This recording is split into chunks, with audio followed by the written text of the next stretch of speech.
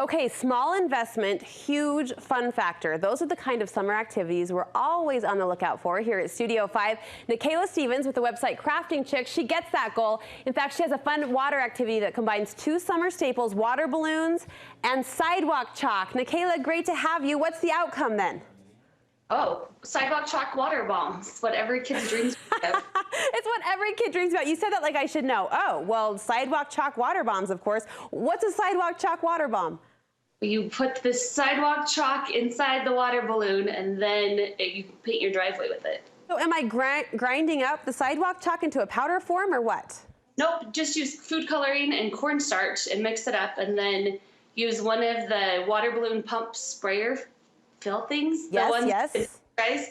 So just put water and cornstarch and add food coloring, and then go ahead and fill your water balloons up like normal. Turn the kids loose. And it's like a rainbow spray on the sidewalk. Throwing these is fun enough, I imagine, but you came up with a couple of games using these chalk water balloons?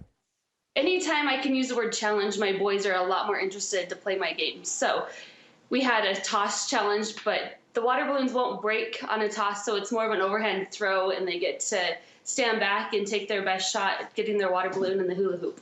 Okay, that's so fun. So a point if it gets in the ring, in the circle.